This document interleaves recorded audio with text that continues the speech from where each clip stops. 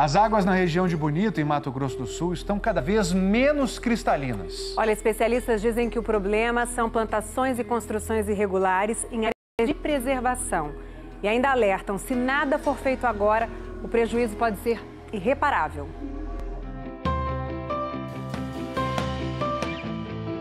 Estamos na terra das águas cristalinas. A gente tem nesse rio aqui 62, 63 espécies de peixe, num trecho de 2 quilômetros. É muita coisa, se você pensar que a Europa inteira tem 200 espécies. 3 de abril de 2019, Rio Formoso. A qualidade da água é essa, está bem turva. Onde antes tinha água azul, transparente, o que se vê é um turbilhão de lama. Esse é o Rio da Prata, em Jardim, um dos rios mais famosos da região de Bonito. Ficou assim depois de fortes chuvas. Mais ou menos umas 2.700 pessoas deixaram de fazer passeios nos últimos 5 dias aqui em Bonito. No final de março, moradores, pesquisadores e profissionais de turismo fizeram um protesto para denunciar as condições dos rios da região. Os danos ambientais estão batendo na nossa cara, não tem como esperar, é urgente. Em alguns passeios, os turistas são avisados. O primeiro rio, que é o Olho d'Água, ele está 100% cristalino. O segundo rio, que é o da Prata, esse rio está turvo, sem visibilidade. De alguns anos para cá, nós temos verificado que os rios têm turvado mais rapidamente após as chuvas e que também tem demorado um pouco mais de dias para que fique limpo totalmente. Essa nascente do rio Olho d'Água, e ela está sempre assim, com a água transparente, porque tem uma proteção natural que é essa mata, que filtra a água da chuva. Vem gente do mundo inteiro para viver essa experiência, se sentir num aquário natural. Mas o que era lindo muda quando nos afastamos da nascente. Os peixes parecem perdidos diante da terra invadindo o Rio da Prata. Quando a gente sai do Rio Olho d'Água, que é um rio de água transparente, e entra aqui no Rio da Prata, já não consegue enxergar mais nada. Completamente turva a água. Essas imagens, gravadas há 6 anos, mostram que a visibilidade do Rio da Prata chegava a mais de 18 metros. Visto do alto, o Prata serpenteia azul no meio da mata. Mas no trajeto a cor da água vai mudando. Verde claro, verde mais escuro e barrenta. Mas o que estaria causando isso? Os pesquisadores explicam que parte do problema da turbidez do Rio da Prata começa aqui. O que parece um córrego de água cristalina, na verdade, é um canal.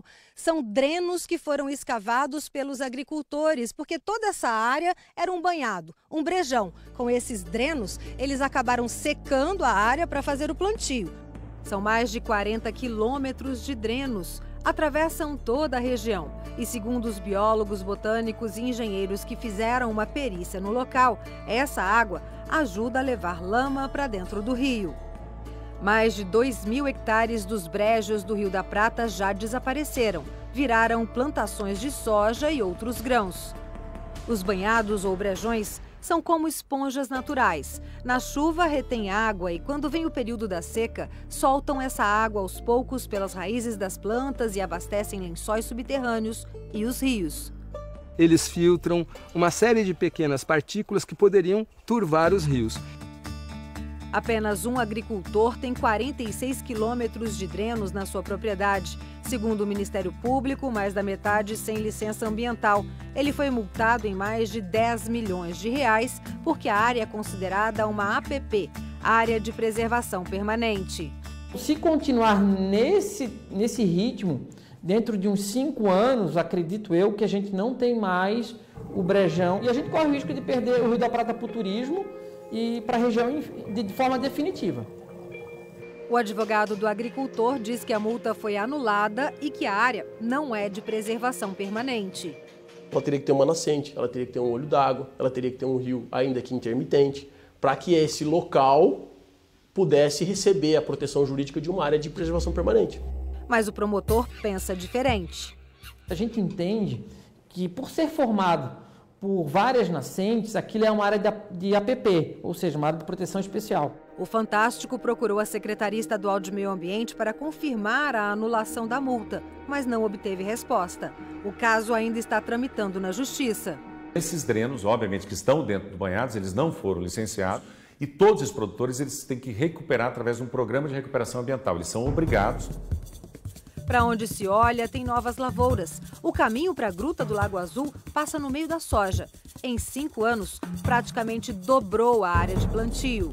E outra grande preocupação é com o relevo. O relevo da região da Serra da Bodoquena é de rocha calcária, rica em carbonato de cálcio. Quando chove, a água em contato com o ar fica um pouco mais ácida e, ao infiltrar no subsolo, corrói a rocha e vai abrindo grutas, cânions e até uma rede de condutos subterrâneos interligada. Então, o rio que some numa rocha em uma região pode ressurgir quilômetros adiante. Ou seja, qualquer interferência no solo pode afetar a qualidade dessa água.